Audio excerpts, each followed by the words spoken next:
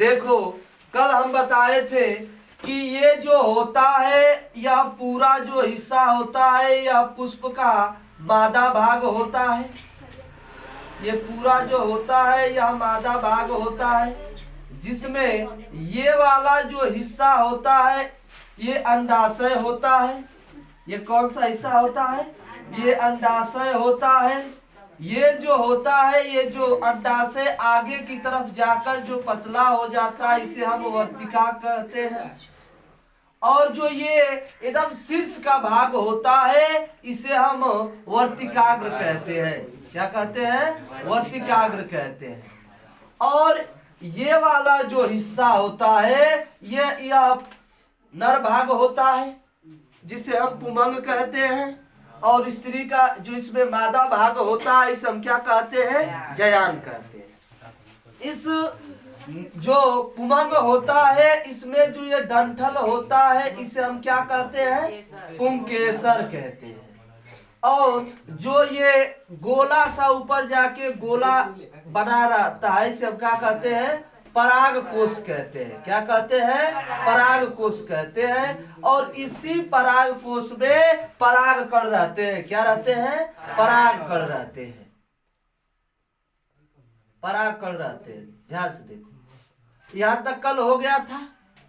अब हम आगे बढ़ रहे हैं। आगे जो होता है जिसे हम परागण कहते हैं। क्या कहते हैं? परागण। परागण ये तो पुष्प के जो भाग थे पुष्प के भागों को अच्छे से समझा दिया गया था। अब इसके कुछ क्रियाओं को समझा रहे हैं, ध्यान से देखना। पहला जो आता है परागण। परागण क्या होता है? पराग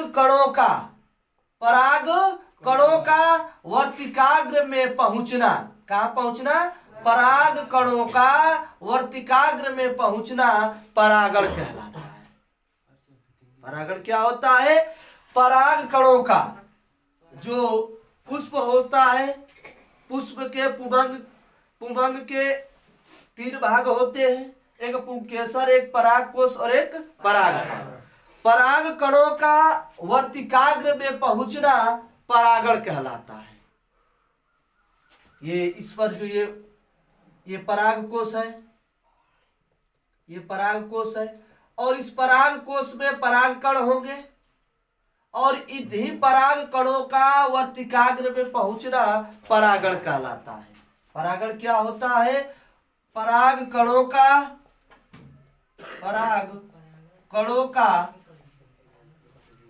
वर्तिकाग्र पर पहुंचना।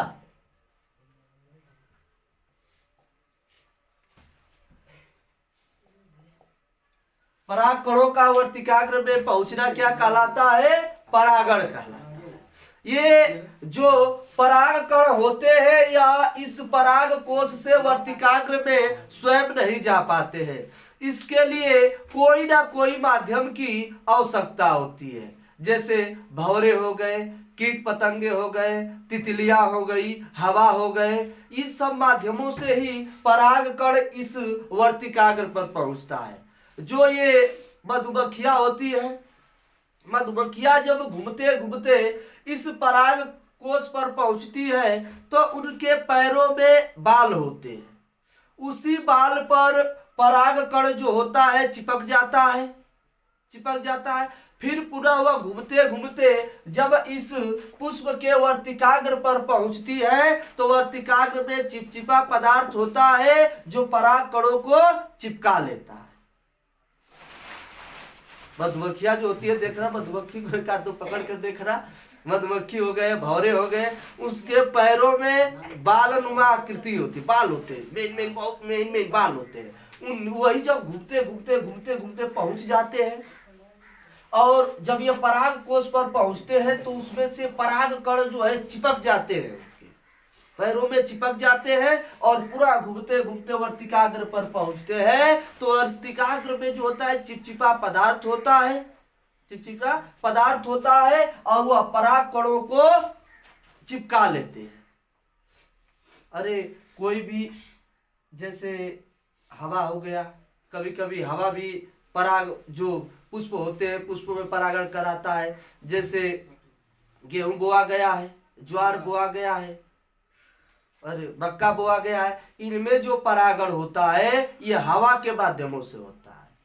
सोचो कि अगर इतने सारे गेहूं मक्का बोआ गया है, उसमें अगर भौरे परागण करने लगे तब तो गेहूं फर चुका, उसके फल आ चुके। अरे जब इस भौरा इस पर से इस गेहूं के पुष्प से दूसरे पर जाएगा, दूसरे पर तीसरे पर जाएगा, इतना बड़ा खेत होता है कि वो भौरा घूमता ही रह जाएगा। उनमें हवा के द्वारा होता है। जब हवाएं चलती है तो जो फसलें होती है, जो गेहूं की फसलें होती है, आपस में ऐसे ऐसे टकराती रहती है और इसका जो परागकण होता है दूसरे पर चिपकता जाता है। ये प्राकृतिक होता है।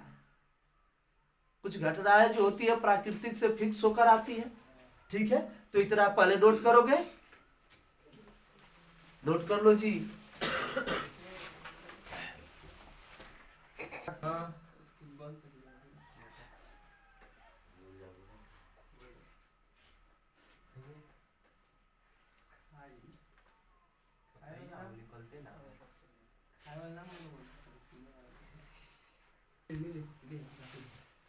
देखो, जो परागण है वह कई प्रकार से हो सकते हैं। जो परागण है वह कई प्रकार से हो सकते हैं। पहला है एंटोमोनोफिलिया, जिसे हम कहते हैं कीटों द्वारा परागण। किसके द्वारा? कीटों द्वारा परागण। और एक होता है ऑर्निथोफिलिया। ऑर्निथोफिलिया को हम कहते हैं पक्षियों द्वारा होने वाला परागण। जब किसके द्वारा? पक्षियों द्वारा होने वाला परागण। और तीसरा जो होता है एनिमोफिलिया होता है। एनिमोफिलिया मतलब कि हवाओं द्वारा होने वाला परागण। हवाओं द्वारा होने वाला परागण, उसे हम कहते हैं एनिमोफिलिया। और एक होता है हाइड्रोफिलिया। हाइड्रोफिलिया मतलब कि जल द्वारा होने वाला परागण। जल द्वारा होने वाले परागण को हम क्या कहते हैं? हाइड्रोफिलिया कहते हैं। उसके बाद होता है जूफिलिया। जूफिलिया मतलब होता है जीवों द्वारा, जीवों द्वारा होने वाला परागण। जीवों द्वारा होने वाले परागण को क्या कहते हैं? जूफिलिया कहते हैं, जूफिलिया कहते हैं। बोलो, यहाँ तक दिक्कत है? नोट करोगे?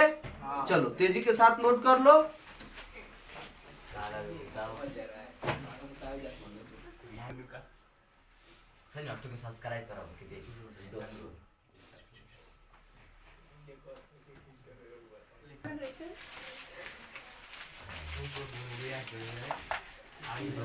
ये नोट हो गया होगा, इसे इरेज कर दे रहे हैं। अब देखो, अब परागण के प्रकार पर आते हैं। परागण के प्रकार, परागण के प्रकार। देखो, परागण जो होता है दो प्रकार का होता है। एक होता है स्वपरागण और एक होता है परपरागण। एक होता है स्वपरागण, एक होता है परपरागण। एक ही पौधों के पुष्पों के बीच होने वाले परागण को हम स्वपरागण कहते हैं। एक ही पुष्प के, एक ही पौधों के पुष्पों के बीच होने वाले परागण को हम क्या कहते हैं? स्वपरागण कहते हैं। एक ही पेड़ के पुष्पों के बीच,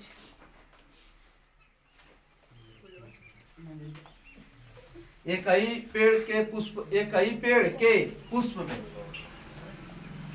पुष्प में होने वाले परागण को क्या कहते हैं? स्वपरागण कहते हैं। और अलग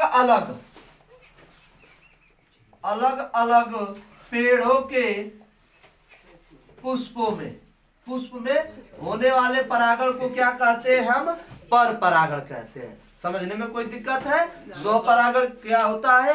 एक ही पेड़ के पुष्पों में होने वाले परागण को हम स्वपरागण कहते हैं। और अलग अलग पेड़ों के पुष्पों के बीच होने वाले परागण को क्या कहते हैं? पर परागण कहते हैं। मतलब कोई भौरा है, कोई भौरा है, एक ही पेड़ के इस फूल पर से बैठकर उसी के दूसरे फूल पर बैठ गया, तो इसका परागकण उसी के पुष्प के वर्तिकाग्र पर पहुंच गया, तो उसे हम कहेंगे स्वपरागण।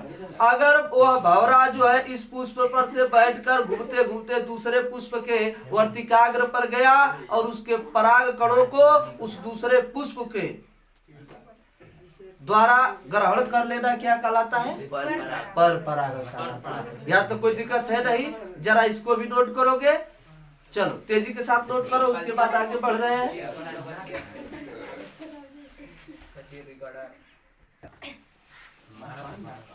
चलो अब हम निषेचन समझते हैं कि निषेचन होता क्या है। निषेचन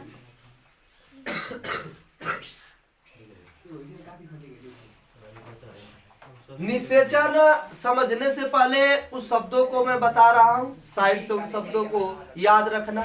एक होता है युग्मक, युग्मक, एक होता है युग्मक, युग्मक, और पहला जो होता है युग्मक है, दूसरा युग्मनज, युग्मनज, और तीसरा जो होता है भ्रूण होता है। देखो युग्मक क्या होता है? पुष्प में नर का जो भाग है और मादा का जो भाग है, जो कण है, दोनों जो भाग आपस में मिलना चाहते हैं वह युग्मक होते हैं, और जब दोनों मिल जाते हैं तो वह युग्मनज कहलाते हैं। और युग्मनज जो होता है कुछ समय बाद भ्रूण बनाता है, भ्रूण बनाता है। ऐसे समझ नहीं आया होगा, देखो मैं समझा रहा हूं। ये वर्तिकाग्र है, यहां से जो पराग कण होता है, यहां से जो पराग कण है इस वर्तिकाग्र पर आता है, वर्तिकाग्र पर आता है।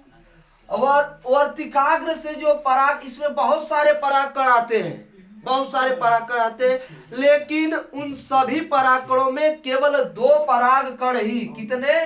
केवल 2 पराग कण ही निषेचन में भाग लेते हैं। ठीक है, कितने भाग लेते हैं? 2 परागकण ही, केवल पुष्प के केवल 2 परागकण निषेचन में भाग लेते हैं, बाकी सब ऊपर ही खत्म हो जाते हैं।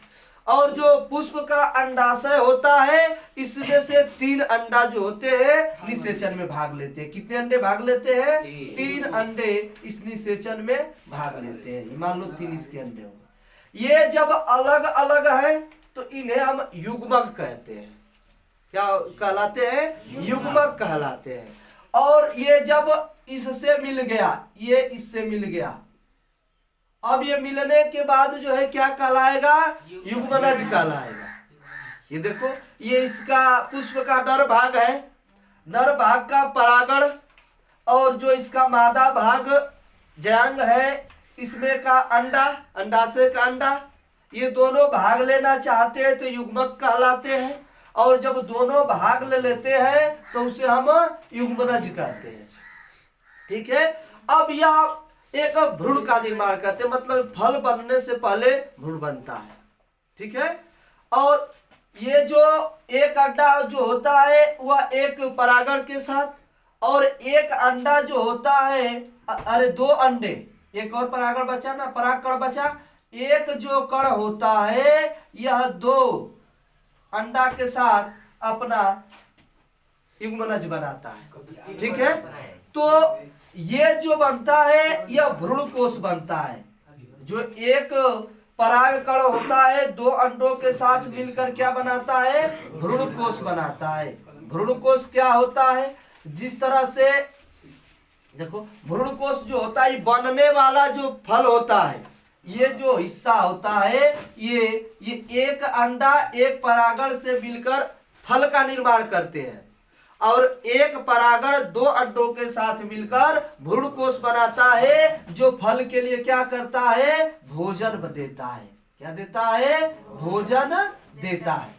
बस समझ में आ रही है? और परागकण का और ये अंडा का आपस में मिलना निषेचन होता है। ठीक है, देखो ये ग्लूकोज जो होता है भोजन देता है। अरे यहां से फिर से सुनो, ये जो हमारा पराग कोष हुआ, पराग कोष में से बहुत सारे पराग कण जो है वर्तिकाग्र पर जाते हैं। वर्तिकाग्र से पराग कणों का नीचे आना निषेचन होता है, निषेचन। और इसमें बहुत सारे परागकण होते हैं, लेकिन केवल 2 परागकण, कितने? केवल 2 परागकण ही निषेचन में भाग लेते हैं। एक परागकण जो होता है एक अंडे के साथ मिलता है। जब ये मिलते हैं तो क्या कहलाता है? युग्मनज का निर्माण करते हैं। और एक परागकण 2 अंडों के साथ मिलकर किसका निर्माण करता है? ग्लूकोज का निर्माण करता है, जो पौधों के लिए क्या तैयार करता है? भोजन तैयार करता है। बोलो, यहाँ तो कोई दिक्कत है नहीं?